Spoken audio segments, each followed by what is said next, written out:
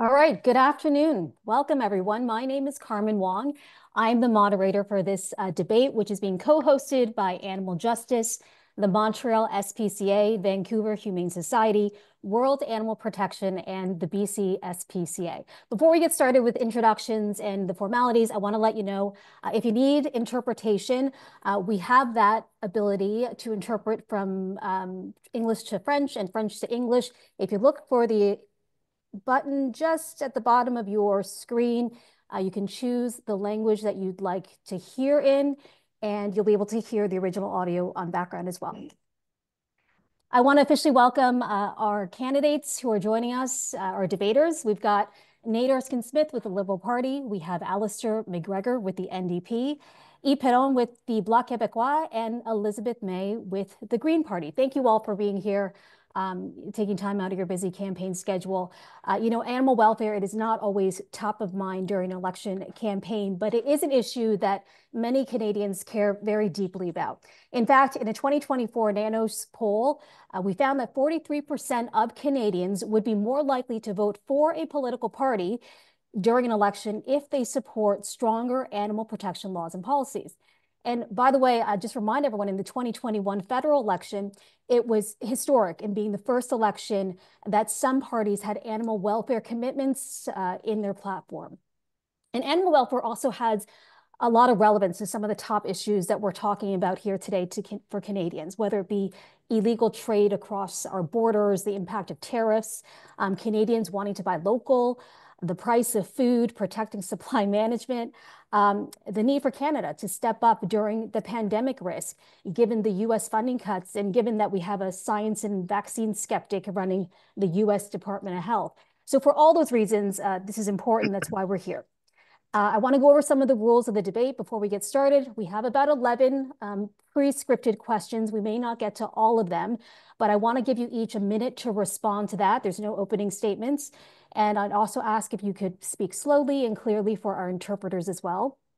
And a reminder that the host organizations and our viewers really want to know where your party stands on these issues. So if you want to add what you would do as an individual to advance these issues within your party or parliament, that's fine, but we would prefer if you start with your party's position. We also have media and participants that have an opportunity to ask their own questions at the end of the debate. You can do that by using the Q&A function to submit a question. That's also at the bottom of your screen. You can also upvote your favorite questions so we can see those come to the top. And a reminder that this debate is brought to you by charities. So questions that are partisan, meaning they support or oppose a party or candidate, those will be removed. We may only have time for one or two of those questions, but the candidates here will be able to see them and consider them as issues that we all and Canadians all believe are important. Okay, so let's get started. Thank you once again. Welcome, everyone. And our first question is about wildlife captivity and entertainment. Canada banned whale and dolphin captivity in 2019. Similar legislation, Bill S-15, which would have banned elephant and great ape captivity, passed Senate late last year, but it failed to pass through the House of Commons before this election was called. Would your party commit to bringing back Bill S-15 and passing it or similar legislation to ban the keeping of elephants, great apes, and potentially other species, such as big cats that do not thrive in captivity? And I'll start with Mr. Erskine-Smith. Over to you. Thanks very much. And thanks for hosting this, to all the organizations that helped put this together, and for everyone who's joining here. It's you rightly said it's an issue that is under discussed sometimes in elections, but it's an issue that really matters nonetheless. And I'm glad that we're all joining here. And to your specific question, I had the good fortune of being the House sponsor of the Jane Goodall Act when it was a private member's bill. Murray Sinclair was the senator who had introduced it, and the government adopted a version of that through S-15.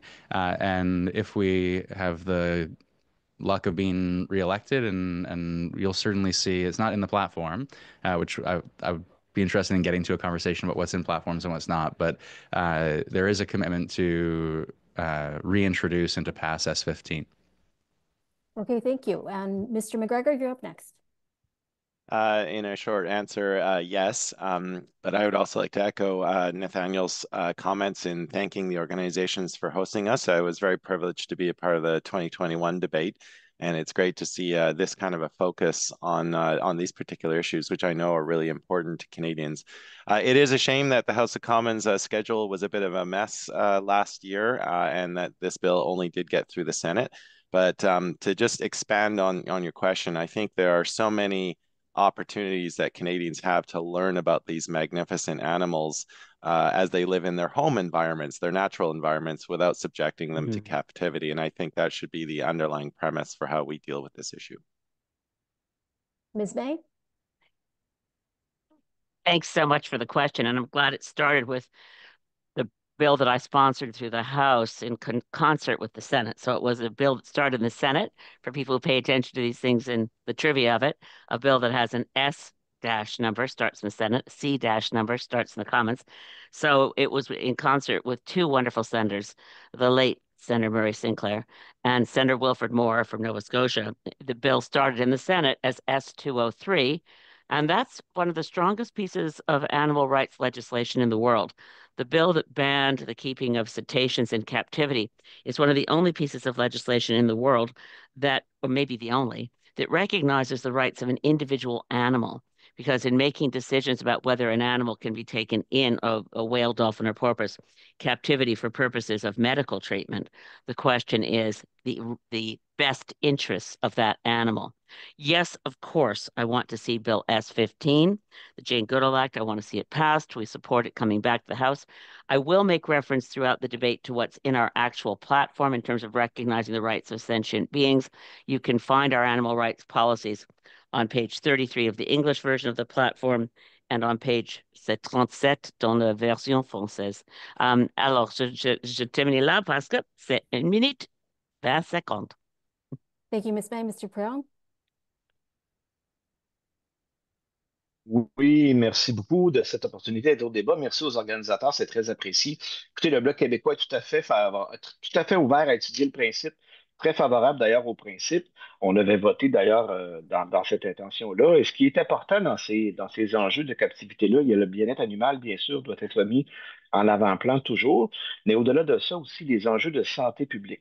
Vous savez que l'OMS juge que 70% de toutes les maladies infectieuses émergentes chez les humains proviennent d'animaux sauvages. Donc, quand on laisse faire le commerce de ces animaux-là à l'international, on augmente le risque aussi pour la santé publique. On a différents exemples là-dedans. L'enjeu avec le Bloc québécois, vous ne serez pas surpris de m'entendre soulever cet enjeu-là, c'est qu'il y a déjà beaucoup de réglementations dans certaines provinces et particulièrement au Québec. Donc, nous, on est favorable, évidemment, à l'idée, mais toujours, évidemment, dans le respect des compétences et de ce qui existe déjà dans la juridiction québécoise. Merci.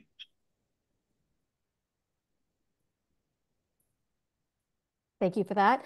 And for anyone who's just joining us now, I also want to repeat again that we do have interpretation available, and you can access that by clicking on the button at the bottom of your screen, either English or French. Choose the language that you'd like to hear interpretation in. Okay, moving on to our next question. It is about wildlife trade and fur farming. Canada imports and exports millions of wild animals and animal parts every year for the exotic pet trade, fashion, entertainment, and other purposes. And this drives biodiversity decline and the spread of zoonotic diseases and invasive species. The vast majority of new and emerging infectious diseases over the past decade has originated from animals and mainly wildlife. In addition, the intensive fur farming of wild animals not only causes immense animal suffering, but it's been identified as a key driver of pandemic risk. In 2021, the outbreaks of COVID-19 were detected on mink farms in several countries, including in Canada. And in response to that, British Columbia banned all mink farming. So my question is, what would your party do to address the wildlife trade? In addition, would your party support banning fur farming in Canada? This one will start with Mr. MacGregor. Thank you. So you've got a two-part question here. So let's start with the first one. I think in the first one, with regards to the international wildlife trade, the answer to your question was actually in the preamble. As evidence has very clearly shown, international wildlife trade has led to habitat destruction, but it also has led to the introduction of very new and novel diseases, right? Diseases that survive in, say, a tropical habitat now are becoming a global phenomenon. And one of the corridors through which they are spread is through the international wildlife trade. So that is, I think, the answer to the question of why we have to look at this issue very seriously and really crack down on it, because there are a lot of unsavory characters that operate in it as well. On fur trade, I think it's great to be following the BC NDP's example here in my home province of British Columbia when they did ban mink farming. And I think with all farming in particular, we need to step away from the what and the why and focus more on the how as we treat all animal farming, is like how it is done, because there's a very wide spectrum on how farming is done in this country. Okay, Ms. May? Thanks so much. Again, the wildlife trade, and c'est dans la réponse déjà de Monsieur Perron. Nous avons une menace vers la santé publique. So we also, yeah, and Alistair mentioned it too, when we're looking at wildlife trade and wildlife markets, there's a very large risk to human health as well as the issues of the well-being and care for the animals themselves. So we favor a ban on the wildlife trade and fur farming within Canada. No question, it's a very small portion of our economy. Very few people rely on it. There's no reason not to move to ban fur farming. And that's the official position of the Green Party, although it didn't make it to our platform because we had to compress things. Just so you know, if you don't see it in the platform, please take my word for it. It's our policy. Monsieur Perron? Oui, merci, Madame Wong. Madame May parle de sa plateforme. J'ai le goût de vous parler de la mienne aussi. Je vous invite à aller la voir à blocquébécois.org. Elle est très belle aussi. Elle contient beaucoup de sujets. Et sur cette question très importante, évidemment, je me rends compte que j'ai touché dans ma réponse à la première question. Je suis allé peut-être un peu plus global. L'enjeu de santé est extrêmement important. Donc, moi, je pense qu'il faut agir là-dessus. Il faut légiférer. Il faut le faire correctement aussi. Il faut aussi, si on décide d'aller dans le sens d'interdire, évidemment, le commerce international d'espèces sauvages, il faudrait y mettre les moyens. Parce qu'il y a beaucoup de ce commerce-là qui se fait de façon illégale et qui serait peut-être pas touché par la législation si on ne met pas les moyens pour essayer de le contrôler, évidemment. Puis quand on parle des enjeux de santé publique, c'est extrêmement important. En terminant dans mon dernier 10 secondes, je vous rappellerai qu'il faut toujours aussi, quand on adoptera ces législations-là, être soucieux de ce qui existe dans les différentes provinces et au Québec pour que ce soit un arrimage et pas une imposition du fédéral. Okay, Mr. Erskine-Smith? Well, I'll start with the Liberal position. I mean, the Liberal Party has long opposed illegal wildlife trade, and in the 2021 platform made commitments around that. There have been regulations put in place in 2023 in some regards, at least. When I was telling party folks that I was doing this, I was saying, we don't have enough in the there's no animal commitments in the platform for reasons of the priority focus on Donald Trump and all things economic. And so I said, well, we've got to be committed to a range of different things on animals. On Easter Sunday, the Carney campaign put out a video saying that they were committed to protecting animals. And so I got language back specifically that says reduce the commercial trade in wild animals to address animal welfare, environmental, and health risks. And then on a personal note, let me just say, I've introduced legislation to ban fur farming. I've also introduced legislation to better draw the link between the wildlife trade and a One Health approach, this idea that animal health, human health, and environmental health are interconnected. And through the Pandemic Prevention and Preparedness Act, really focused on that connection and sought to phase out disproportionately risky activities like fur farming. Okay, thank you. We'll move next to overseas horse exports. Canada breeds and transports horses to Japan for slaughter, where they are eaten as a raw delicacy in high-end restaurants. Banning the export of horses overseas for slaughter, it was introduced in the Minister of Agriculture's mandate letter in 2021. And then Bill C-355, which would have banned horse exports, passed in the House last year, but failed to pass through the Senate before this election was called. The question is, would your party support banning the overseas export of horses for slaughter? And for this, we'll start with Ms. May. Absolutely. And Bill C-355 unfortunately died on the order paper January 6th. A lot of good bills died. We've got to bring them back fast. we should be able to prioritize, I would hope, by unanimous consent between parties, that some of those bills that died that have already passed the House be given priority to restart faster than having to start from scratch. That's something Parliament can do. It just takes political will. Banning the export of live horses, and God bless Jan Arden for making this an issue everybody understands. Horse shit, excuse me. We need to ban the live export of horses. It's an abomination. I don't think I need to say more. It's a priority. Mr. Perron? Oui, merci beaucoup. Je suis très heureux que vous posiez la question, en fait. Nous, on a, au Bloc québécois, toujours priorisé le bien-être animal. Puis quand ce projet de loi-là a été déposé en premier lieu, on a soulevé des questions sur pourquoi seulement les chevaux, pourquoi seulement par avion. Mais on voulait faire une étude plus approfondie, ce qui n'était pas rendu possible dans les modifications du projet de loi. Donc, au départ, on s'est prononcé contre le principe. Et ensuite, on est allé étudier en comité. Puis après le travail en comité, vous avez certainement remarqué que le Bloc québécois a décidé de laisser passer la loi. Donc, notre position a évolué en cours d'étude sur cette question-là, mais notre préoccupation de départ compte toujours. C'est bien de dire on protège les chevaux, mais qu'en est-il des autres transports?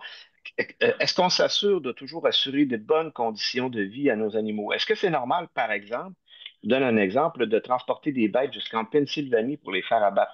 Il me semble que là, il y a quelque chose de très incohérent.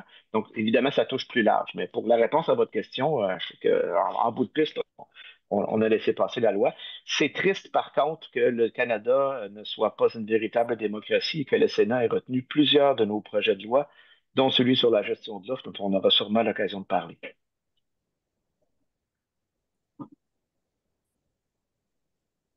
Mr. Erskine-Smith? Yeah, so this is a commitment that was in the 2021 platform. And if you backtrack further, and it's a credit to, as Elizabeth says, Jane Arden, but also more broadly, the Horse Defense Coalition. There are a lot of voices that really leaned into this. And Elizabeth and I were part of an all-party animal welfare caucus that we put together. We heard direct testimony from experts in animal science that said there is no possibility of transporting horses in this manner in a humane way. No possibility. And with that evidence, we were able to secure a commitment in the platform. I credit to my colleague Tim Lewis for introducing a private member's bill. The bill should have been passed in the last parliament. It should have been passed. The reason it was not passed is because not just some random senator, but the conservative the conservative Senate leader, the leader of the conservatives in the Senate, spent months and months and months blocking that legislation. Otherwise, it would be passed. And if we are reelected, we are going to support that legislation and make it law. Mr. MacGregor? I was the lead spokesperson for the NDP in this bill. We supported it all the way through its journey in the House of Commons. And, as Nathaniel said, the shame is on the Senate side. And that's the problem with introducing this type of legislation as a private member's bill. Like, congratulations to Tim Lewis. Like, it was great that he did it. But I think it's a shame that it was in a ministerial mandate letter and it was relegated to a PMB because PMBs don't get the same kind of prominence that a government bill was. So I think the next time around, a government has to make this part of government legislation. It gets priority in the House of Commons, but it also gets priority in the Senate. And you can't just hold it up like you can a private member's bill. So that's the way it should be done the next time around. I agree with that. When we're moving on to intensive animal agriculture. Raising animals in intensive farming systems where they live in crowded, barren environments and confined housing systems like gestation crates and battery cages. It causes immense animal suffering and it creates public health threats. And this is why many Canadians, when they learn about how the meat and eggs on their plate were raised, are looking towards their elected representatives to do something about intensive animal agriculture. The question is, what would your party do to address the problems associated with this type of farming? We'll start with Monsieur Perron. Oui, merci beaucoup pour cette très importante question. Puis ça ramène l'élément que je ramène dans chacune des réponses depuis le début. Le bien-être animal, ça doit être au centre de toutes nos décisions et ça doit être notre première préoccupation. Quand ça devient trop intensif dans des conditions extrêmes où les animaux sont tassés les uns contre les autres, je pense pas que c'est acceptable. Nous, on a toujours été en faveur de maintenir des entreprises de taille familiale. C'est une des raisons pour lesquelles, vous savez, avec notre projet de loi sur la gestion de l'offre, on visait à protéger les fermes laitières. qui ont en moyenne 80 vaches sur une entreprise plutôt que 10 000 aux États-Unis. On est ailleurs complètement, là. C'est un exemple que je vous donne pour vous dire l'ampleur de ça. Il y a aussi, je mentionnais tantôt, le long transport, quand il est question d'abattage, des choses comme ça. Je pense qu'il faut travailler là-dessus, puis développer une infrastructure de transformation régionale, entre autres pour l'abattage, qui augmenterait non seulement la qualité des produits, puis l'accessibilité des produits régionaux pour la clientèle autour, mais qui augmenterait de beaucoup aussi la qualité de vie des animaux. Le bien-être animal doit être au centre de toutes nos préoccupations. On est très favorable aussi à la production biologique. Là, j'ai oublié de mettre mon temps. Je ne sais pas ça fait combien de temps que je parle, mais je dois avoir fini ma minute. Mais vous comprenez un peu l'essentiel de notre position. Mr. Erskine-Smith.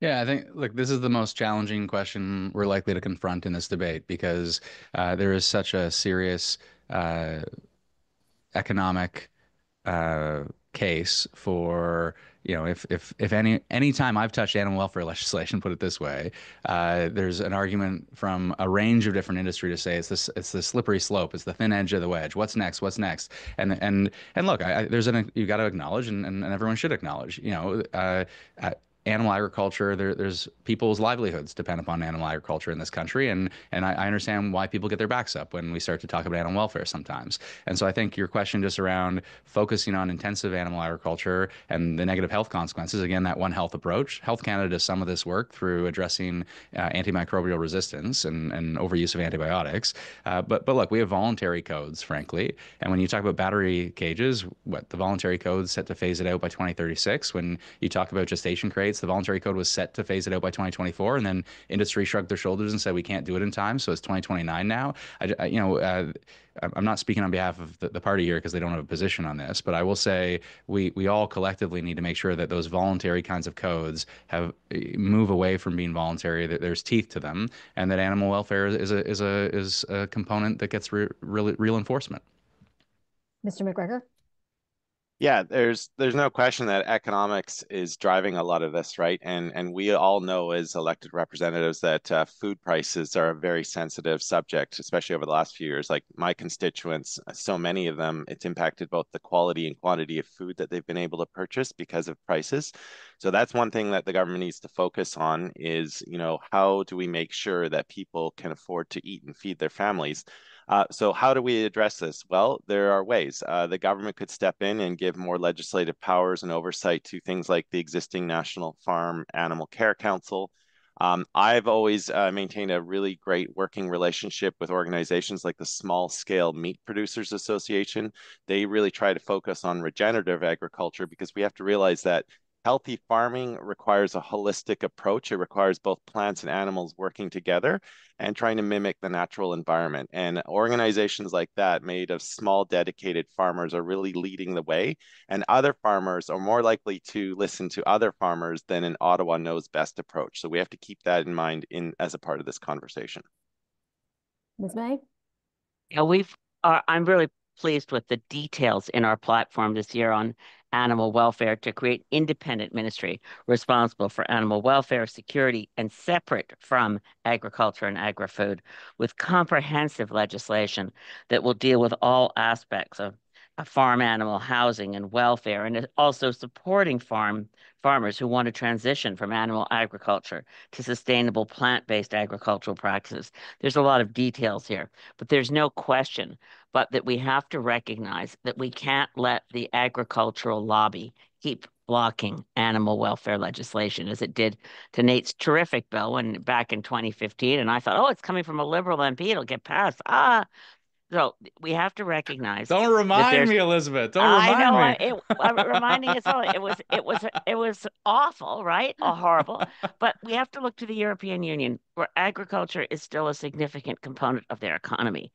Agricultural producers survive on their income, which is very hard to do in Canada because we've made cheap food more important than healthy food.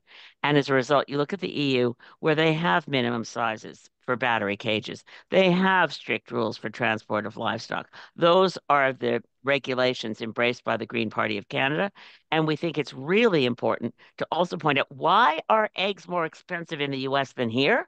Because of agricultural lobby success in the US, where there's no limit on how many hens you can have. You can have millions of egg producing poultry in a barn. That's why egg prices have gone out of sight in the US. And thanks to supply management in Canada and smaller agricultural production, our egg prices aren't a source of scandalous increase in prices.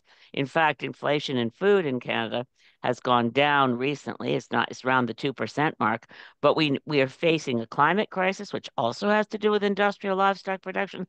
The climate crisis causes food inflation. So these are very interrelated issues. So we have to face it. We have to talk about it. I agree. We can't ignore the people in Canada that rely on industrial methods of agriculture to feed their own families. But we have to really put industrial intensive livestock operations under the microscope and point out that they're the source, not local production of livestock in small farms. That's not where we get deaths of listeriosis and spreading of significant illness in the human population. Small scale, sustainable agriculture can include animal agriculture, but industrial scale livestock operations and confined feedlots have to end. Thank you, Ms. May. Let's move on to plant-based food. Canada's food guide encourages Canadians to eat more plant-based food. And this is not only good for our health, but it also helps to address climate change. Yet Canada's plant-based food sector receives far less government support than the animal agriculture sector. The question is, would your party support increased federal government investment in the plant-based food sector? Mr. Erskine-Smith. Yeah, I'll say a couple different things. So one is, I think it was an incredibly important step to put the food guide as it is in place. It was subjected to a lot of lobby pressure the other way, and the government rightly stood its ground and said, no, we want it to be science-based, which of course means that it's more plant-based and principally plant-based. The second thing is to say there have been some efforts to operationalize the food guide, but I would say certainly not enough. And so we've seen over $150 million in funding directed towards innovation in the plant-based space. My own view is I think we can, be a bit more strategic about the funding, and I'll give an example and leave it at that. In 2011, the Harper government actually, they gave money to Colleges and Institutes Canada to basically update culinary curricula all across this country to reduce sodium. And I think there's an opportunity, and if I'm reelected, I'll certainly try to secure funding in this way to ensure that we are doing the same thing, same model, but we're updating the culinary curricula to be training the chefs of tomorrow to be familiar with and to incorporate the food guide and to be more familiar with plant-based. Because I think there are more strategic ways we can drive change and operationalize the food guide, including in the last thing I'll say is just on the National School Food Program. When we are federally, which we aren't always, but when we are in the space of food and directing food programming, we should make sure that it's consistent with our own policy, the food guide. Mr. MacGregor. Well, as a former Canadian Produce Marketing Association produce champion, absolutely yes. I think it's fantastic that the food guide recommends that half your plate be fruits and vegetables. And look, we've got tremendous capacity in Canada.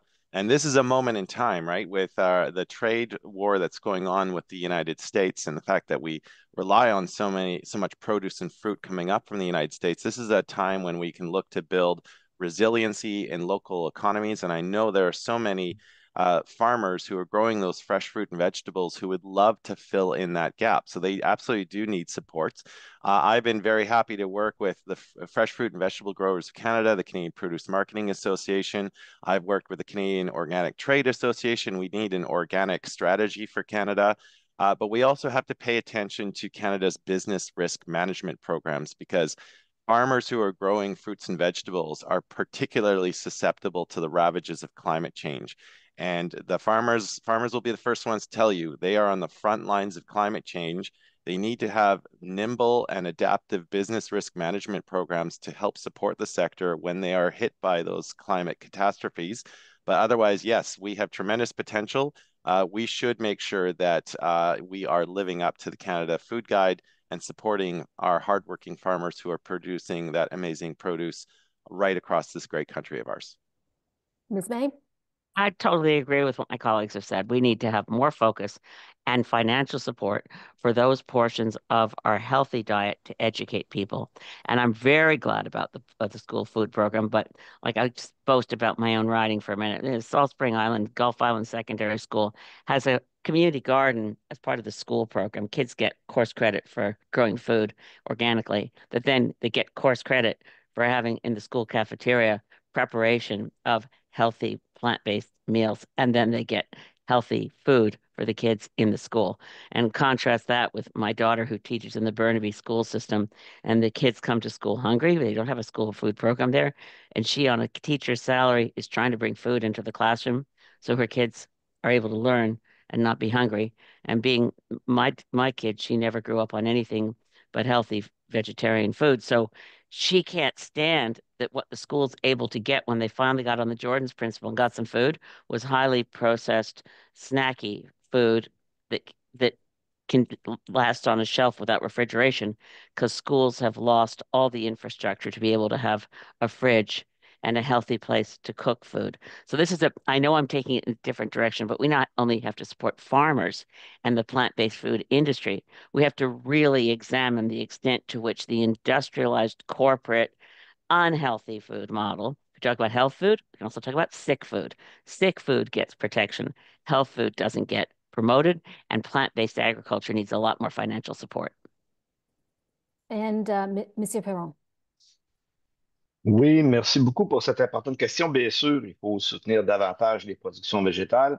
Alistair a parlé avec justesse du secteur maraîcher, entre autres, qui manque de soutien de façon désastreuse, des systèmes de gestion des risques des entreprises qui ne fonctionnent absolument pas. Quand on dit que le programme d'urgence, qui est supposé devenir compenser tous les autres programmes qui n'ont pas fonctionné, le Agri-Relance, a pris 2 ans avant d'envoyer des sous à des entreprises. Les gens ont le temps de quitter la production dans l'Internet, là. Fait qu'il faut commencer à être sérieux là-dessus. Par contre, de bien le faire aussi.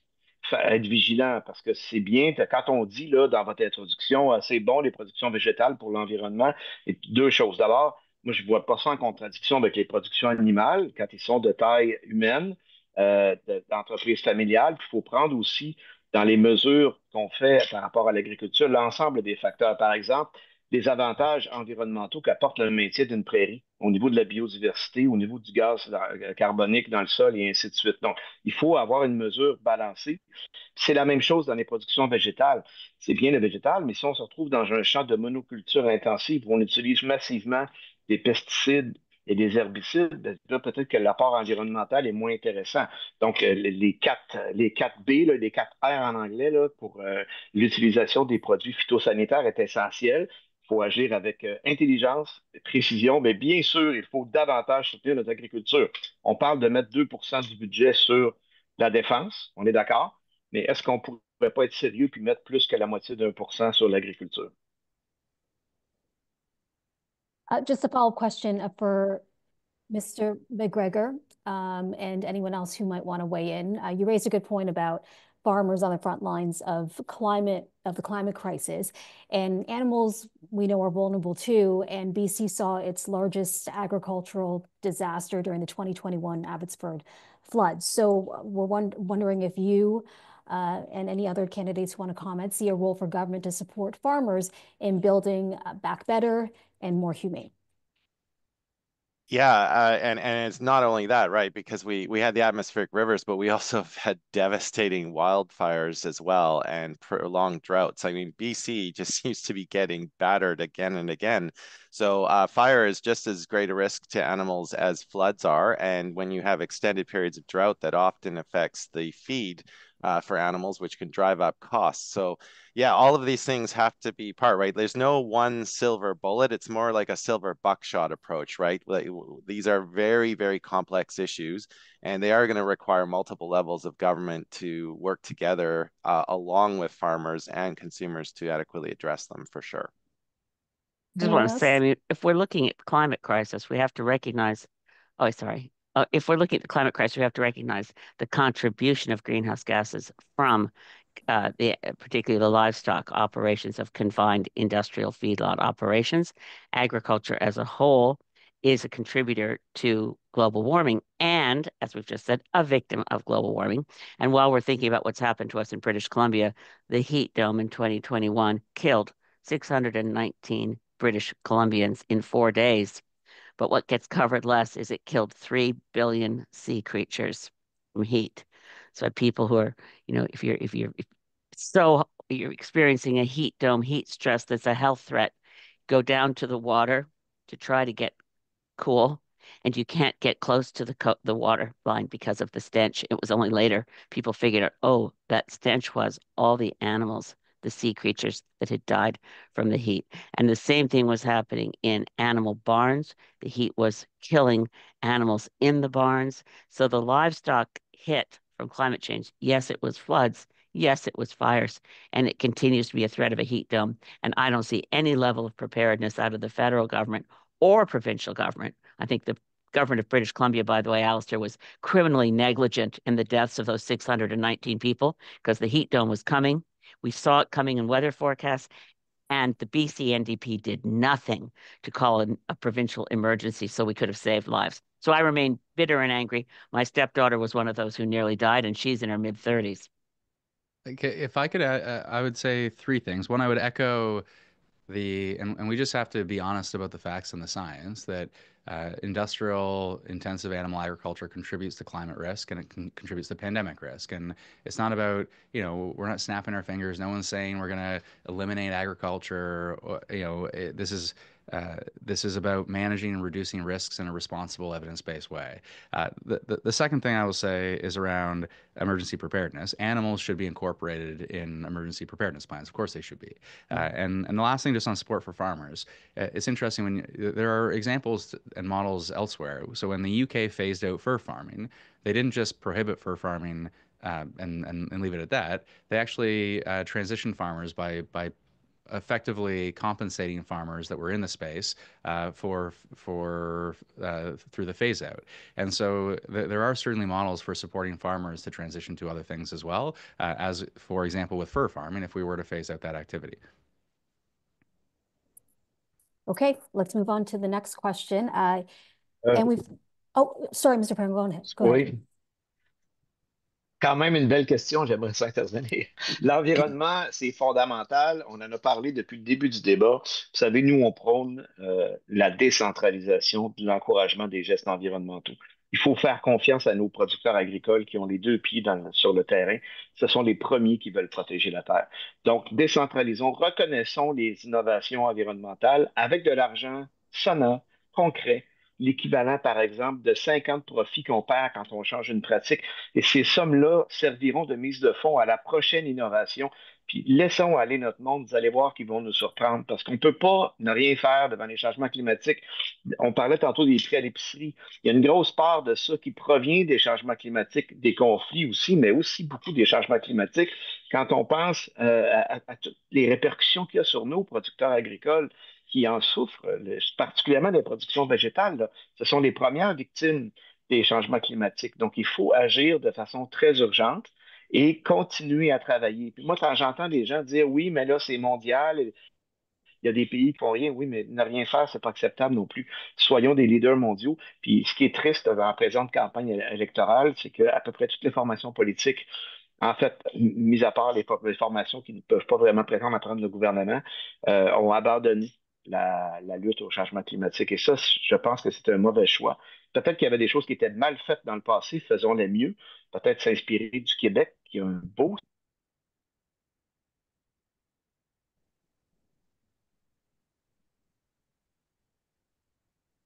Okay, I think there's a little freezing issue, but that's okay. We're going to move on and maybe we'll get Mr. Perron back. The next question has to do with antimicrobial resistance. It has been identified as one of the top 10 public health threats this decade. About 70% of antibiotics used globally and in Canada are administered to farm animals to stop them from becoming sick in intensive farming systems. And there is clear evidence-based solutions to reduce that antibiotic use on farms by improving conditions for animals. The question is, would your party support phasing out preventative antibiotic use through improvements in farmed animal welfare. Ms. May, we'll start with you. Yes. It's very clear the health evidence is overwhelming. We know that and this is part of our platform. Again, it's in detail that we need to have a holistic response for animal welfare and the linkages to threats to human health as well as the well-being of the animals themselves. I think there's a trade issue here that we should be picking up on when the U.S. Trade Secretary, I don't know if you saw that rant, anybody saw the rant about how unfair it was that Europe doesn't want U.S. beef in Europe. Well, they also don't want Canadian beef in Europe because our beef is treated with hormones and prophylactic use of antibiotics. And there's very clear evidence from the International Agency for Research on Cancer that steroid-treated beef is a health threat, which is why there are trade barriers for Canadian beef making it to the European Union. We want to uncouple and insulate ourselves from the United States on trade issues. One thing we have to do in the interest of our own economy is to make sure that we are getting animals off drugs, basically, in intensive feedlot operations. We should end intensive feedlot operations for many reasons, including animal welfare, but also for human health. And everybody who knows that when you put a bunch of animals together where it's kids in a daycare that spread the colds all around, fish in toxic fish factories, sometimes called aquaculture, same thing with animals. That's why they're getting dosed with prophylactic use of antibiotics, and they're getting steroids to grow faster and unhealthy animals that we can't export to countries where we need to be able to have strong trading relationships. So yes, yes, and yes. Mr. Erskine-Smith? Yeah, so I would say a couple things, starting with the government, and then I'll go to my own views. So starting with the government, we've seen action on antimicrobial resistance. I would say there's, to use the jargon of the government, there's sort of a pan-Canadian strategy on this. And there's been modest but important funding first I think 2015, but then 2021 there was about $28 million I think that went to, and you're talking about research and development, you're talking about surveillance, and there's been other dollars that have gone to international efforts as well to address this, what is a global risk. And I remember when Jane Philpott was the health minister, I remember this is years ago, obviously, and met with World Bank officials who were articulating the concern about superbugs and antimicrobial resistance and overuse of antibiotics even at that time, and the risks have not gone away. And so, yes, I think, my own personal view is, we obviously have, the government has a strategy in place. My own personal view is we have to take an even more concerted and ambitious effort on this. And that's partly what drove me when it came to the Pandemic Prevention and Preparedness Act, ensuring that there was a clear focus and a clear-eyed focus from the government to table a report in Parliament or a plan in Parliament to say, here's how we are going to manage and reduce risks in relation to the connection between animal health, environmental health, and human health, and pandemic risks. And how are we going to reduce those risks? And that would include taking action specifically on antimicrobial resistance. Mr. MacGregor? Yeah, I think I would start from, what is the worst case scenario? And the worst case scenario is getting a superbug that is resistant to our most powerful antibiotics, right? So antibiotics, right, they are effective at treating bacteria. This is not about viral diseases. This is about bacterial diseases. And again, so if that is the worst case scenario, what can we do to prevent that from happening and mitigate that? And, again, this is evolution. Bacteria multiply at such a fast rate, you are going to get those genetic mutations that allow one strain to be resistant to antibiotics, and then that strain is going to multiply, and suddenly you are caught off guard. So in any way that we can prevent the overuse of antibiotics, I have really appreciated over the years of working with organizations like the Dean's Council of agricultural universities right across the country. I think we also have to make use of the fantastic scientists that we have working in agriculture and agri-food Canada's facilities. Like there's a great facility in Summerland, BC, and right across the country. And just really make sure that scientists with the most up-to-date knowledge have a seat at the table and that our policy is directly following their recommendations. And yes, again, making sure that animal welfare and any conditions that lead to their reduced responses to bacterial infections are being mitigated. Absolutely. I think that's got to be a a very important part of government policy going forward. Okay. Monsieur Perron, we lost you for a moment, but the question is about phasing out preventative antibiotic use through improvements in farmed animal welfare. Merci. Merci beaucoup. Désolé pour la coupure Internet. En effet, moi, en fait, j'adhère à ce que Alistair vient de mentionner. Vous savez, personne ne voudrait abolir les antibiotiques pour les humains. Par contre, personne ne voudrait en prendre 3 fois par jour non plus. Donc, il y a quelque chose qui existe entre les deux d'intelligent, là. Plus on va limiter l'usage de ces médicaments-là, plus, premièrement, on pourra les préserver dans le long terme sans développer des résistances, puis plus aussi nos animaux seront en santé. Et avant d'aller administrer des remèdes comme ça de façon permanente, regardons c'est quoi les conditions d'élevage. Hein, quand c'est trop intensif, quand les animaux n'ont pas d'espace de vie, quand on parle beaucoup, là, au Québec particulièrement, là, les productions laitières, entre autres, ont développé beaucoup la tabulation libre. C'est quelque chose qui change énormément la donne et qui augmente de façon importante le bien-être des animaux, donc le rendement final pour le producteur agricole. Tout le monde est gagnant là-dedans. Je ramène encore mon élément central que je ramène presque à chaque question depuis le début, le bien-être animal. Avant de prendre toute décision, il faudrait toujours se poser la question du bien-être animal et de l'assurer au maximum pour assurer les bonnes conditions. Mais clairement, c'est une problématique si on utilise ces produits-là de façon répétée. Madame May a parlé aussi des ententes de libre-échange où des viandes ne pouvaient pas entrer et tout ça. Là, ben ça, il y a un travail à faire là-dessus au niveau commercial également. Mais nous, je pense qu'on a une production de qualité qu'il faut préserver. Okay, thank you. The next question is about the Canadian Centre of Alternatives to Animal Methods.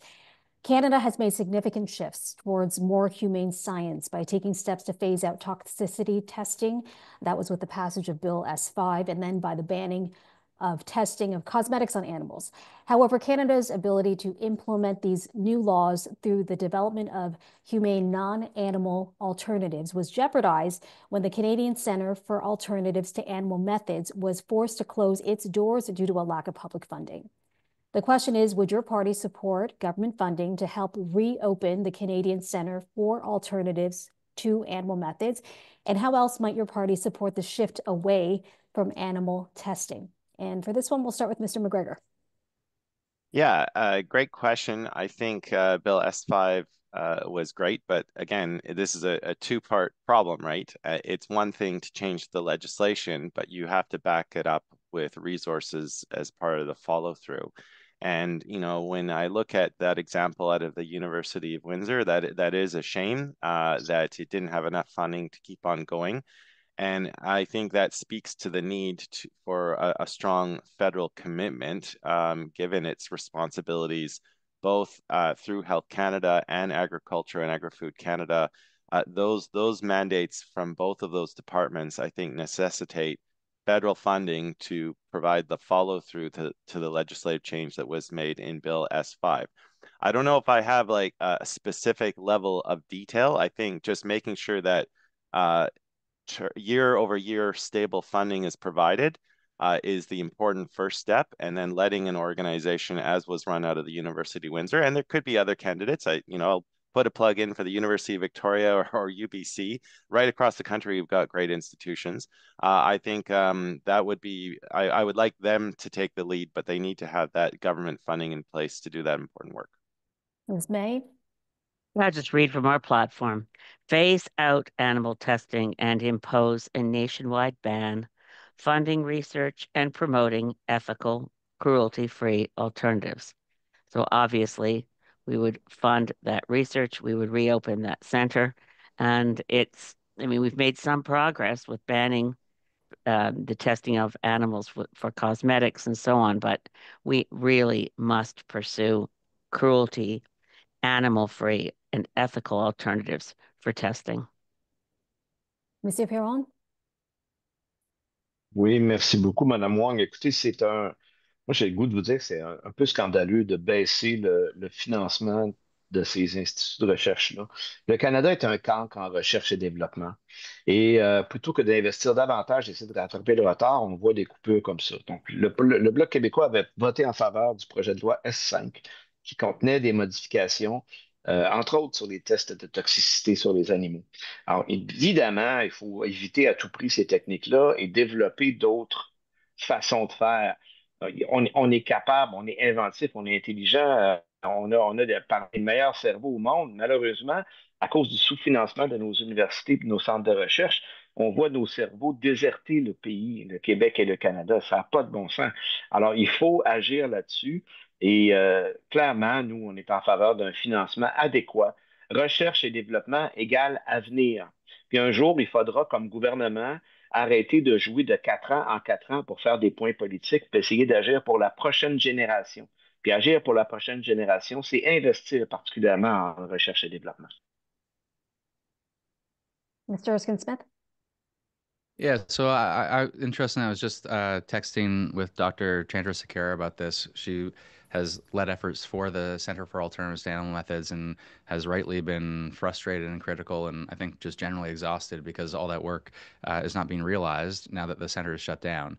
And we've got to reverse course. And before we get there, I think it's important to understand when we were first elected, when I was first elected, certainly in 2015, none of this action was in place. There was no action on animal testing.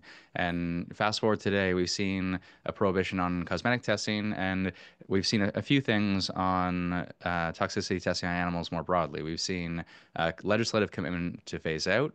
We've also seen a draft strategy through Health Canada to realize that legislative commitment. And now, to actually make the thing happen, we need dollars and cents behind that draft strategy. And, you know, at the moment, the best party commitment that I've got is to explore the mechanism because, you know, there are a few different ways you could imagine realizing this, whether directly in a budget or through CIHR. There are a few different ways you can imagine realizing the funding. And I'll just say my personal commitment is to make sure that center is reopened and to make sure that we are putting our spending power behind an initiative like this to realize the promise of the strategy, but also to do our part because other countries, the US, other countries in the EU are really committed to phasing out toxicity testing, and they are putting their dollars and cents in research and development behind it.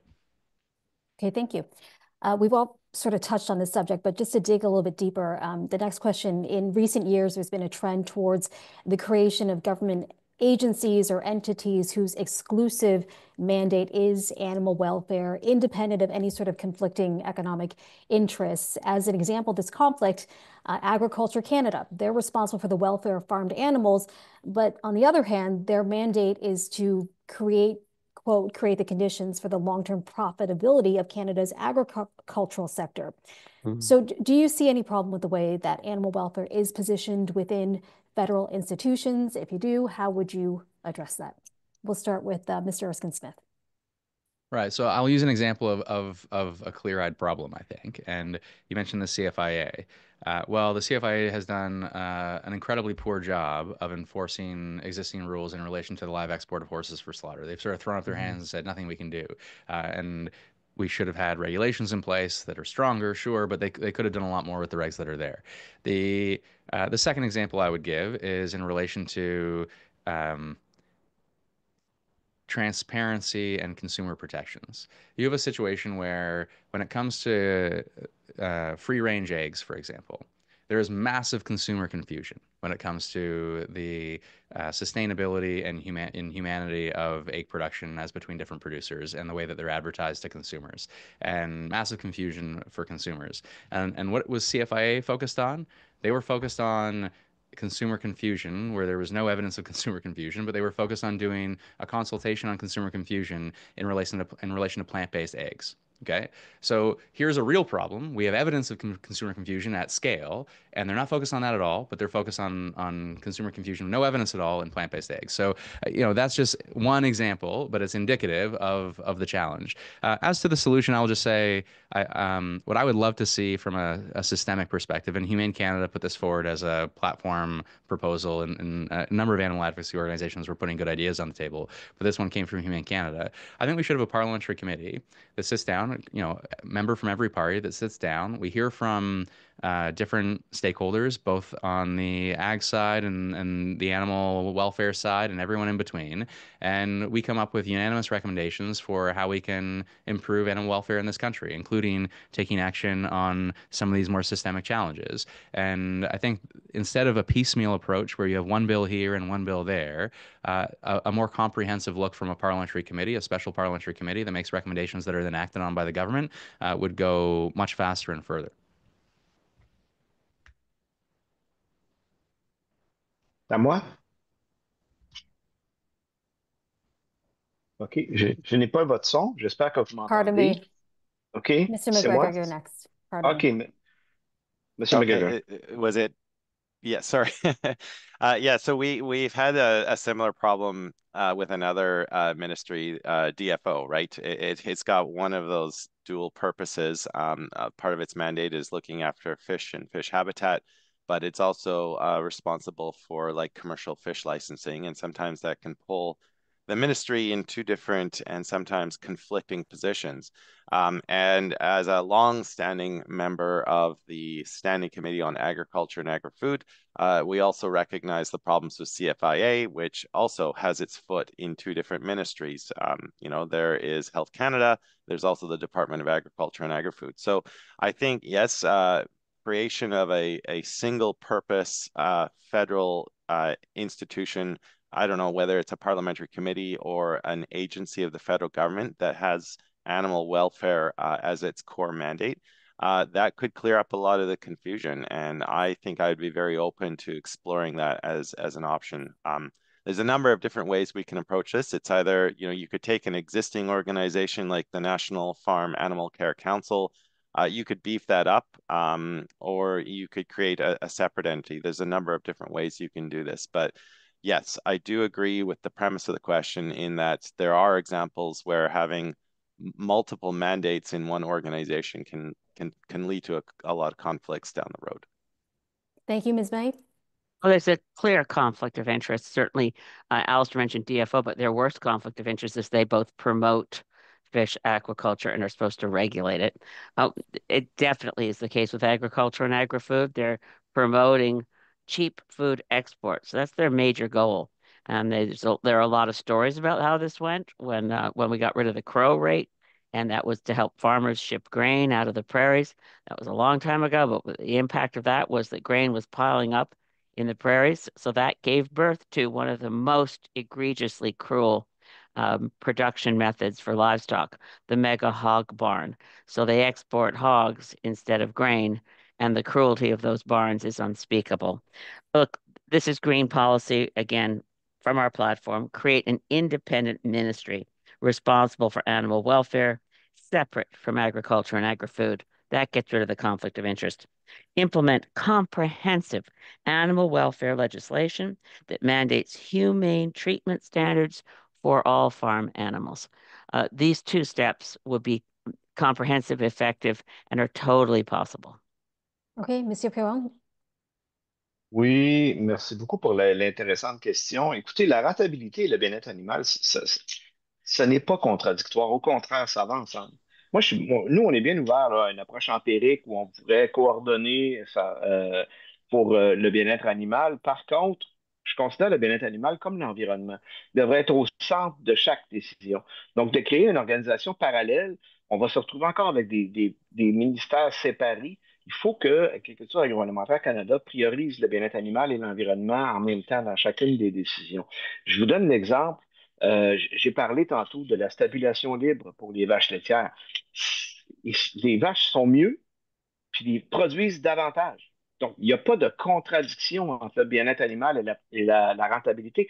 Au contraire, je voudrais revenir sur ce que M. Erskine-Smith a mentionné au niveau de l'exportation des chevaux. Il faut être sérieux. Et puis quand on met quelque chose dans une lettre de mandat d'un ministre, moi, je ne comprends pas que ce soit un projet de loi privé qui dépose ce projet de loi-là. On connaît d'autant plus le mépris du Sénat envers les projets de loi privés. Il y a un mépris épouvantable. Donc, il faut que ce soit des projets de loi gouvernementaux si on veut qu'ils avancent. Et j'invite M. Erskine-Smith à travailler de l'intérieur pour, lors de la reprise des travaux en Chambre, qu'on soit là ou non, là, nous deux, il va y avoir des gens en place. Il faut que le gouvernement se saisisse de ces questions-là. Puis j'offre gracieusement notre projet de loi sur la gestion de l'offre aussi. Parce que quand on parle de bien-être animal, là, des fermes, vous savez qu'il y a 3 fermes différentes aux États-Unis qui pourraient fournir tous les œufs du Canada. Une seule de ces fermes-là. Par contre, quand la grippe aviaire rentre là-dedans, on parlait de santé publique, toutes les questions qu'on se pose aujourd'hui sont interreliées. Il n'y a pas de questions séparées des autres. Et quand la grippe aviaire rentre là-dedans, aujourd'hui, aux États-Unis, ils payent leur douzaine d'œufs 15 à peu près. Là. Alors, quand les gens viennent nous dire que la gestion de l'offre, c'est coûteux pour le consommateur, c'est absolument faux. Il n'y a pas de subvention aussi en amont, alors qu'aux États-Unis, quand quelqu'un va acheter une pelle de lait, il l'a déjà payé en subvention. Donc, il faut donner l'information en transparence. Puis, je répète encore une fois, le bien-être animal, ça augmente la rentabilité, ça ne la diminue pas.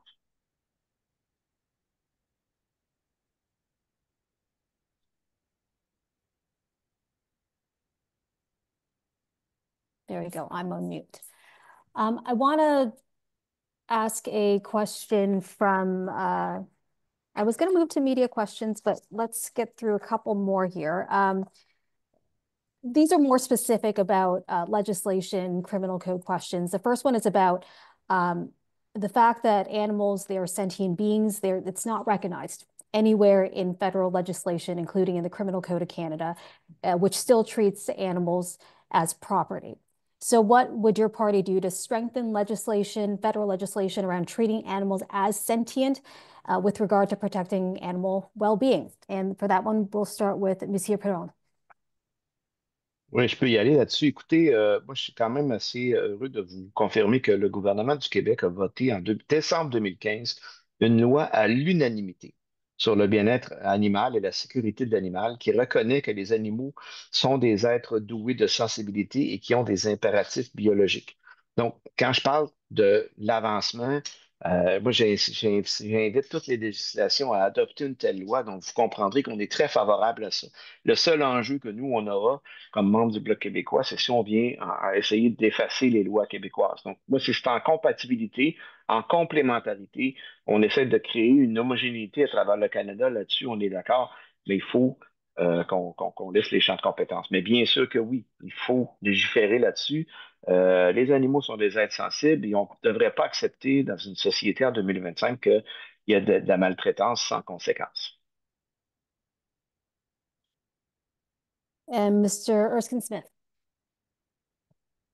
So I'll start with the science of it because it's a useful place to start, which is animals are sentient and they think, love, feel, and they obviously deserve our compassion, and the laws should reflect that reality. Of course they should. Now, when it comes to the criminal code, this is how Elizabeth was sort of dredging up old memories. This does as well because the bill that I introduced in early 2016 after my first getting elected in October 2015, I really went back to different bills that had been introduced that almost had become law. And there was one bill on addressing animal cruelty through the criminal code that had been introduced by liberal justice ministers, Irwin Cotler, Martin Cochon, and McClellan. It had been debated in Parliament up and down over and over again. And there was just a consistent conservative misinformation. And look, it gets down to the level where it would be in an agricultural magazine, and then I would start getting asked questions about it by people who were genuinely confused and genuinely concerned that it might impact their livelihoods. And so we have to be careful in politics about how we frame things. But in the criminal code, animals in the property section doesn't make sense. It should be a standalone section for cruelty to animals. Of course it should, because that's what we're talking about. We're not talking about cruelty to property. That's not why it's in the criminal code. But there's, in my experience and the experience that even came before me, there's just a consistent difficulty of making that change. And so I would say Quebec was able to do this because Quebec was able to recognize sentience through by saying this is an approach we're taking that wasn't impacting existing criminal code legislation that had existed for hundreds of years. And so my only caution, I suppose, on this is in politics, you want to be pragmatic enough to say is the outcome? Are we going to see results because of the change that are going to be commensurate and worthwhile given all the challenges we're going to confront in getting this political change through? And on that, I don't know. It's obviously, of course, animals are sentient. I just honestly, I would want to, if I were to go back and think through it again, would I have taken on that exact same fight and sent the bill sideways in some ways? I would want to be crystal clear that I was going to see not just a important symbolic change nonetheless, but a more substantive change that would improve the lives for animals. So of course we need to recognize the sentience of animals. I just don't know the criminal code becomes the mechanism to do that. Mr. MacGregor? Yeah, I mean, for anyone who has worked around animals, you can absolutely recognize sentience. You know that animals have a range of emotional responses to the conditions that they're in, and that much is just plainly obvious. I think the way I would approach this is, when we talk about the criminal code, we have to recognize that number one, it's a reactive instrument, right? So it usually comes into play after the fact. Now, that's not to say that it's not important. I think that is an important part of the legislative tools that we have at our disposal, particularly as federal politicians. But I'm also interested in the other side, is the proactiveness. So what measures can we put into place so that the criminal code, while sometimes necessary, is not relied on 100% of the time? And I think in that case, it comes down to the welfare of animals. And I think the welfare of animals to respect that sentience, to respect the emotional range that they have, to respect the living conditions they have, we need to put a lot of effort also into the proactive side to make sure that, welfare standards have proper oversight, that we are encouraging folks to adopt standard codes of practice that are universally agreed upon and are backed up by the best science surrounding the issue of animal welfare. So that's how I would like to approach it. I would just like to say that the criminal code is important, but I'm just wary of relying too much on after the fact legislation. I'm much more interested in also the proactive nature of it as well. Ms. May? I think we need to do both. We need to have legislation that recognizes that animals are sentient beings under Canadian law. But an argument that's very strong for the criminal code is that dangerous psychopaths who go on to kill humans start with torturing animals. Police will tell you this in every community. So let's do both. Let's have one piece of legislation that recognizes that animals are sentient beings. Many things will flow from that. In the same time, or subsequently, we amend the criminal code to take animals out of the property section and significantly increase the seriousness with which criminal justice takes cruelty towards animals, particularly where it's deliberate or sadistic. And that will perhaps definitely nip in the bud the kind of desperately ill people who go on to kill people.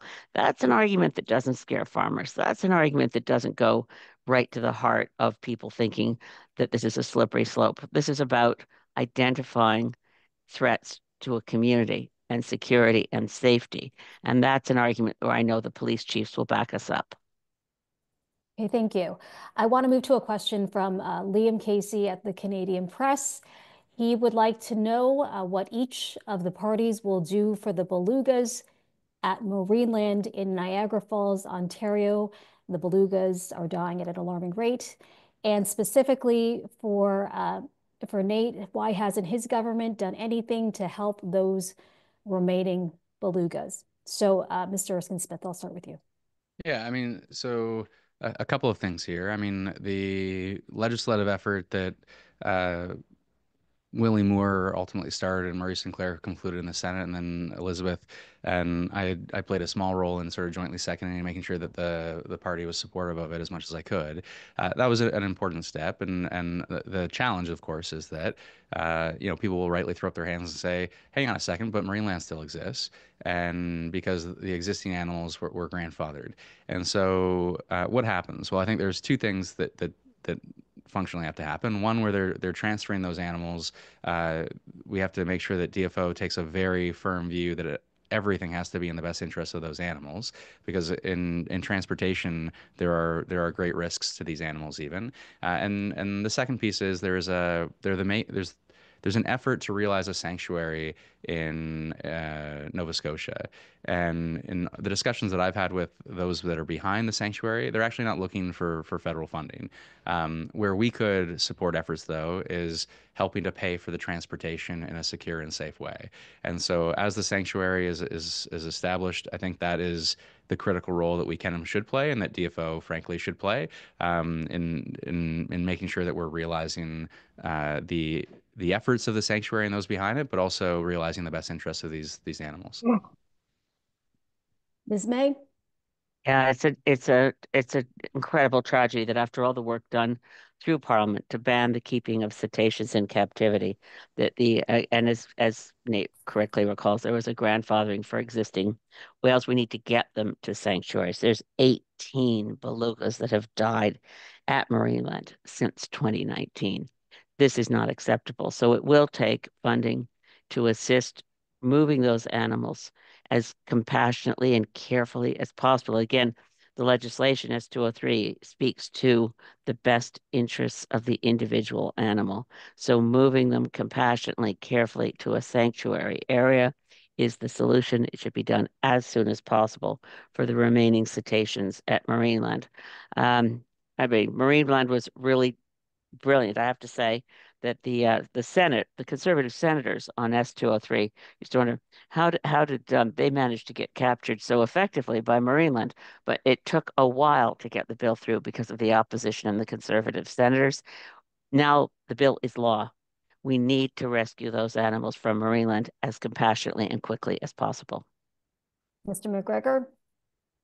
Yeah, I don't know if I can add much to what both Elizabeth and Nathaniel already voiced, other than, I was proud to be a supporter of Bill S203 in the 42nd Parliament.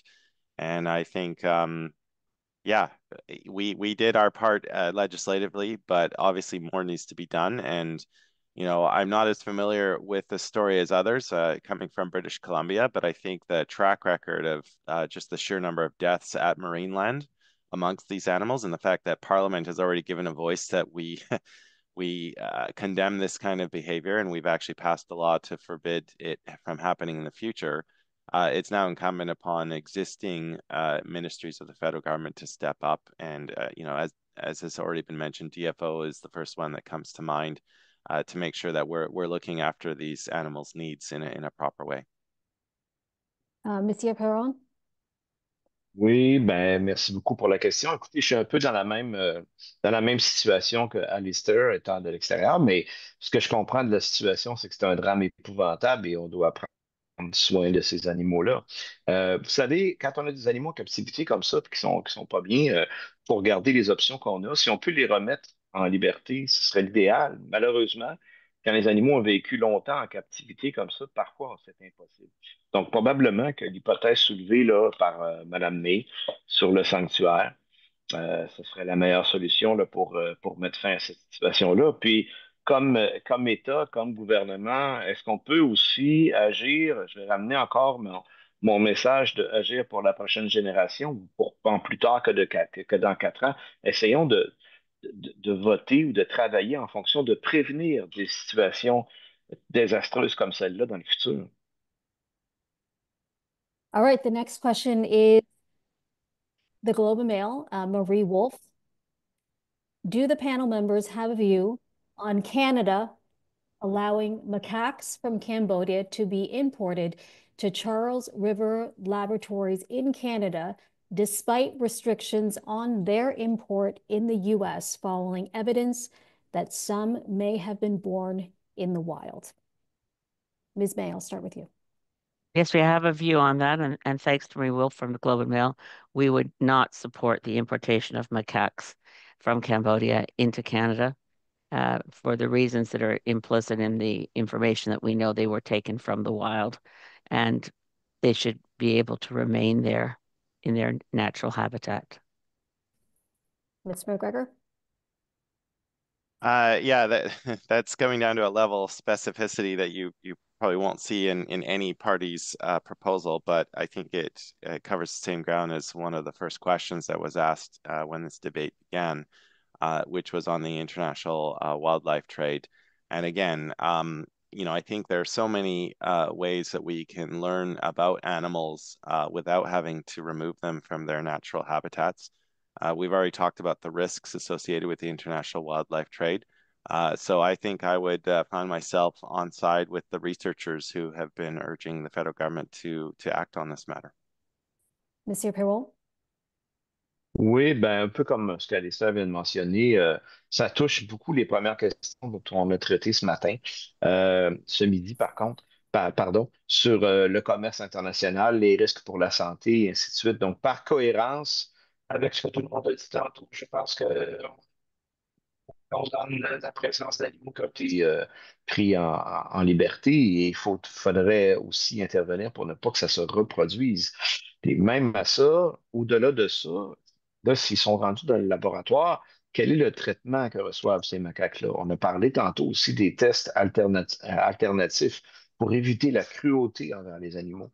Donc, ça touche plusieurs dossiers, là, puis je pense que c'est une question importante que vous soulevez. Mr. Erskine-Smith. Right. So, I mean, Canada is a signatory to the Convention to Protect Endangered Species, CITES, and the Secretariat to CITES has recommended that there be a suspension of trade, and we should follow that recommendation. We're a signatory to CITES. We should be prioritizing the protection of endangered species, and we should suspend that trade. Okay, the next question is from Miranda Anthistle with Global News, and she wants to know, as it sits in Canada, we have ag-gag laws, which have been put in place to prohibit recording at factory farms and fur farms. Animal activists will say these laws are unjust and in place to only protect the Canadian agriculture industry. Where does your party stand when it comes to these ag-gag laws? Mr. MacGregor, I'll start with you. Yeah, we had an example in the previous parliament with John Barlow, a Conservative MP, and his bill C-275. So I initially voted in favor of that bill at second reading because I wanted to have a close examination of it at committee. It did not pass muster with me after our committee hearings, and so therefore the NDP voted against it at third reading.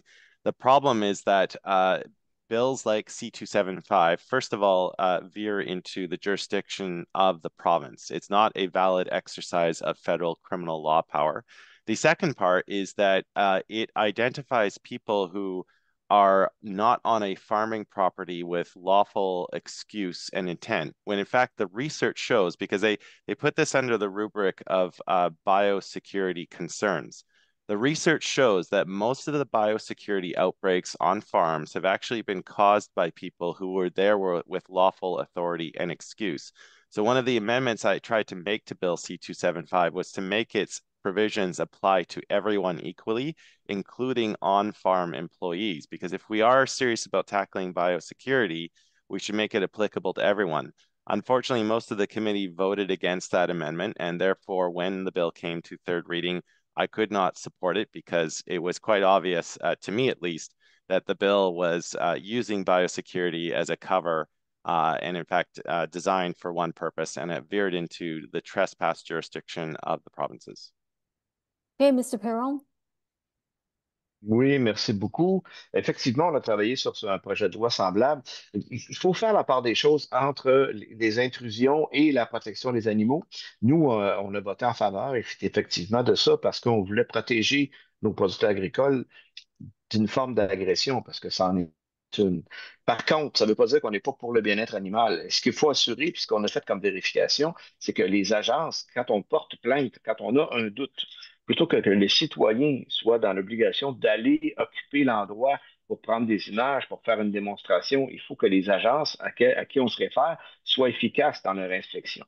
Parce qu'il n'y a aucune tolérance pour le bien-être animal, pour de réduire le bien-être animal. Ça, c'est très, très important. Je l'ai répété plusieurs fois aujourd'hui. Mais on ne pense pas que la bonne façon de faire, c'est de faire des intrusions sur les fermes. Mr. Erskine-Smith? We have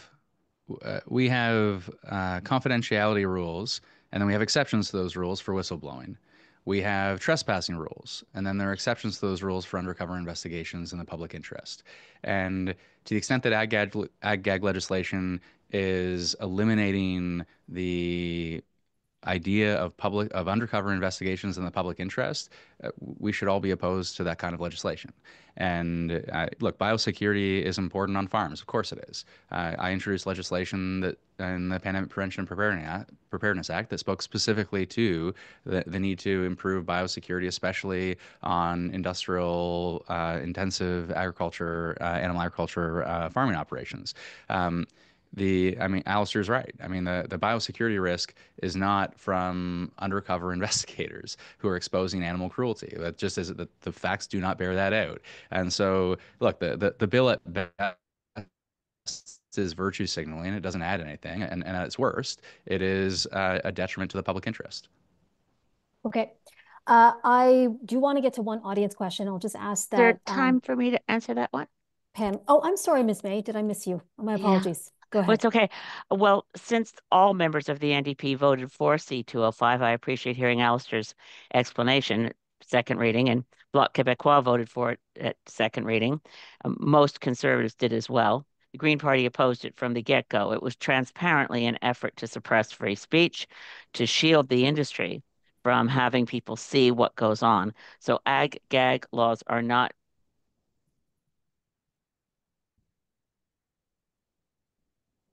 Oh, I think we lost Ms. May. She's frozen. If we get her back, we'll let her finish her thoughts. But in the meantime, Free speech. oh, there she is. Elle est revenue. Did you want to finish your thought? I think we missed the last sentence of yours. Fine. Yes. Oh, sorry. I said this was a transparent attempt to suppress free speech. Greens opposed C-205 at second reading and right down the line. It was not about John Barlow's fig leaf excuses for why it was needed. It was never needed. There's ways to protect farms from illegal trespass, and C-205 was clearly not something that anyone should have voted for at any stage. Sorry for freezing there for a bit. Thank you. Okay, the final question, it comes from the audience. Just ask the candidates keep their answers really brief on this one so we can get to closing remarks. The question from the audience is, in many parts of Canada, landlords can refuse to rent you an apartment if you have a pet. The renters market is already a mess, so this leads to the abandonment of pets. What are you going to do about it as a federal government with influence over provinces through the federal housing funding? For this one, we'll start with Ms. May. It's a tough one because of federal jurisdiction being so limited in this area. As someone who's never lived without a dog being part of my family, I've faced this a lot when I was a single mom trying to find a place to live so we didn't have to give up our dog. It's a question of, I think it's a question of rights for renters, but landlords have the upper hand in every case, and there are really strict provisions around a lot of leases I've had to sign in order to be allowed to have a dog with me. And the abandonment of pets because of landlord rules is a real tragedy. And it does take work, but I think it's mostly in the provincial domain. So what we would do is continue to work if we could attach it as a condition for federally funded housing. That at least we can do because that's federal. Mr. MacGregor? Yeah, it is a tough one because of the jurisdiction. Certainly the NDP has been very active in trying to protect renters' rights. We have been very critical of, corporate landlords buying up affordable housing stock and rent evicting folks. So, there's a few possibly financial tools that you can use, but it's really tough. And, I think I'll echo all of my colleagues in saying that one of my favorite parts about door knocking during a federal campaign is meeting everyone's pets. And so many wonderful cats and dogs are the first ones to greet you when you press the doorbell. And it just really is lovely. But yeah, it's really tough. Especially for people who are living by themselves, that's their only companion in life. And, when you're on a fixed income and you have limited options available to you, that's just another barrier that you're setting up to folks. So that is a consideration. It's very tough as a federal politician to get to that level of specificity. Okay, Monsieur Perron. Oui, je crois que c'est à moi. Écoutez, je vais rejoindre un peu mes collègues. C'est quand même une question qui est délicate à cause des juridictions. En ayant dit ça, maintenant je vais répondre sur le fond ou sur une base plus personnelle. Je crois que il faudrait que ce soit permis. Évidemment, dans la mesure où l'animal de compagnie n'est pas nuisible, où il n'est pas agressif pour les voisins, où il ne hurle pas toute la nuit. Là. Tu sais, il faut toujours avoir de la mesure dans la vie. Mais l'aspect de l'animal de compagnie, pour la personne qui est seule, le concept aussi de zoothérapie, hein, c'est très important. Puis ça a beaucoup de répercussions, ces restrictions-là, parce que le 1er juillet au Québec, j'imagine que c'est partout ailleurs au Canada aussi, on a un taux d'abandon d'animaux domestiques qui est effrayant. Et ça a des impacts importants. Ça mène souvent à des euthanasies, ou encore on va leur placer dans une autre maison, mais ça pourra peut-être des fois pas fonctionner, alors que l'animal, ben, il apportait une belle compagnie à la personne. Donc, c'est de la mesure, évidemment, de la compassion.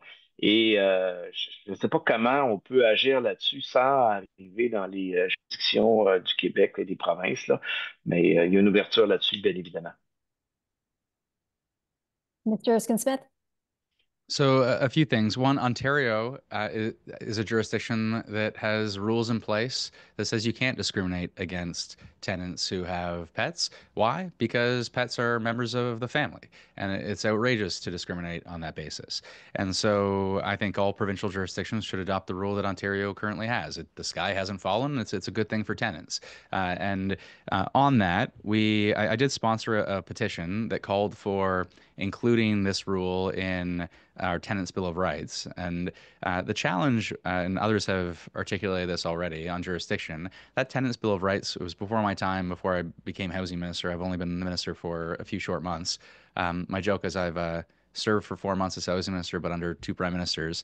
And that's all to say, like this is before my time, but when you look at the Tenants' Bill of Rights, it's pretty high level. Like it's a blueprint. It doesn't get into the specificity required to address something like this. And so I think from a federal perspective, you've got to use your convening power through, bringing the housing ministers together. And security of tenure security of tenure is not a federal responsibility, but it is something that should be on the table in those conversations in the renewal of the national housing strategy. And an issue like this should be, of course, on the table to say, what are best practices across jurisdictions? The federal government can convene and can pull those best practices together, and then to say to other provinces, here, we encourage you to do this as we renew the national housing strategy. Okay. That concludes the questions, and I want to give everyone here an opportunity to make closing remarks to the audience that is watching. And for that, you have a minute. Mr. Perron, I'll start with you. Merci beaucoup, Madame Wong. C'était un débat très agréable. J'apprécie beaucoup l'invitation qu'on a eue. J'espère qu'on a pu répondre à l'ensemble des questions pour vous éclairer sur les positions des différents partis politiques. Je déplore bien sûr l'absence d'une de ces formations politiques-là, mais bon, chacun vit avec ses choix. D'ici là, écoutez, on a une élection importante dans quelques jours à peine. Donc, j'invite tous les gens qui ont écouté le débat à aller se prononcer en faisant un X à l'endroit de leur choix. Bien sûr, chacun de nous, différemment, vous dira de faire le X à un endroit différent, mais on s'entend pour dire que la participation démocratique est essentielle. Donc, vous pouvez compter sur les gens du Bloc québécois dans l'avenir pour continuer à prioriser le bien-être animal. Comme je vous ai dit, la plupart de nos politiques, de nos propositions sont en ligne avec ça, puis ils prennent ça en considération. Donc, quand on parle de transformation régionale, quand on parle de consommation locale, quand on parle de préserver la gestion de l'eau, ça, j'invite les gens qui nous écoutent là, à prêter attention à cet aspect-là. Là. On va ramener ça dans la première semaine, puis ça préserve non seulement des tailles d'entreprises agricoles qui ont de l'allure pour le bien-être animal, mais ça préserve aussi les milieux ruraux non pas seulement du Québec, mais de l'ensemble du Canada. C'est une loi essentielle. Je relance mon appel à mon nouvel ami, M. Erskine-Smith, de prendre à bras-le-corps ce projet de loi-là. Nous, on ne veut pas nécessairement que notre nom soit écrit en dessous. On veut que la loi soit adoptée afin de protéger nos collectivités. Merci beaucoup tout le monde. Mr. MacGregor. Yeah, thank you very much for hosting this important debate. It is a shame that there is one party missing in action, but I'm very glad for the conversation today. And, I would also like to thank the various organizations who care very deeply about animal welfare for the principled stands they've taken, for the great committee interventions that they've made, whether it's an examination of legislation or the various reports that we've done at the Agriculture Committee. Your advice and insight and expertise has always been very valued. And look, I think animal welfare as a subject obviously is very important to a lot of Canadians. It should be a top line agenda item for anything that we do from the federal government's perspective. And there are, when it comes to farming practices, I just want everyone listening to know there are a lot of farmers who are really leading the way in this. They care deeply about their animals, and it's not like the what and the why, but it's the how they're farmed. So I would just we have to, as a Canadian society, find a way to bring all of these different voices to the table to chart a path forward and look at examples that are already being done. There's some incredible people out there who are really pioneering this. And it's just a very real privilege for me, not only as the representative of a very beautiful riding out here on Vancouver Island, but also someone who has been involved on the agriculture file for quite some time now to be a part of this conversation. So thank you for hosting us. And more importantly, thank you to everyone who's listening today.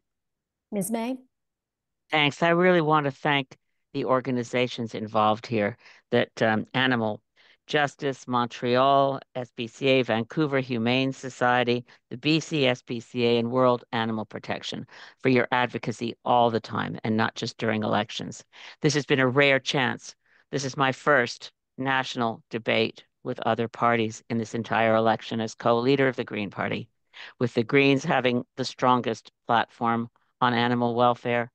Every single Green candidate across Canada is backed by a platform that calls for strong advocacy and action and legislative change within Canada to recognize animals as sentient beings, to concern ourselves with their welfare, yes, to transition farming practices to ones that are humane, not to shut down farming, but to ensure that it's compassionate and humane, remembering Gandhi's words that you judge a society by how it treats its animals. We as a country can do better. Canadians support us moving forward to protect animal welfare. And if elected, I certainly will, and my colleagues across the country in the Green Party will as well. Thank you. Mr. Erskine-Smith? Well, thanks so much for hosting. Look, animal protections should not be a partisan issue. And I hope you've seen a sense of collaboration across party lines here. My commitment to you is I will continue to be a voice for animals so long as I am in Parliament. On a personal note, I have worked with colleagues here on your screen across party lines. I'll continue to do so. And I'll work in my caucus too. I mean, I helped found the Liberal Animal Welfare Caucus. We've worked across, through a more open all-party animal welfare caucus. We've done a lot of good. There were colleagues in the Liberal Party like Julie DeBruzen who are stand shoulder to shoulder in getting this work done. So I think those sort of personal efforts should be recognized, and there are certain voices that stand out more than others. I think on a party basis, though, look, and not to put too fine a point on it, you have a situation where every single time a piece of legislation stalled, it was because of Conservatives. Every single time a piece of animal legislation in particular stalled, it was because of the Conservative Senate leader, Don Plett.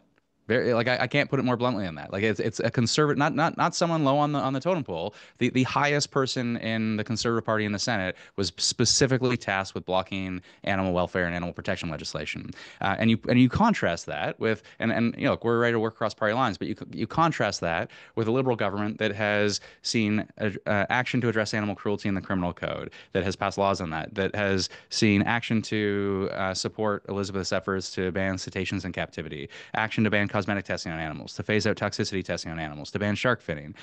You've got commitments in the course of this election, and they're commitments from the party, not just me, to ban live export of horses for slaughter, to reinstate and to pass S15, the Jane Goodall Act, to address the wildlife trade. And look, I'm not suggesting progress is perfect, but we've seen more action on animals from this Liberal government than any government in my lifetime. And you contrast that with the ready alternative in this election that actively impedes these efforts. I hope the choice for those listening, I hope the choice is a clear one. Okay, thank you so much for everyone joining us here today, for tuning in. On behalf of Animal Justice, Montreal SPCA, Vancouver Humane Society, World Animal Protection, and the BC SPCA, we thank you so much for your time, and thank you to the audience for tuning in. Take care. Carmen, thank you for being a wonderful moderator. Yeah, thank you. Yeah, My thank pleasure. you. That was great.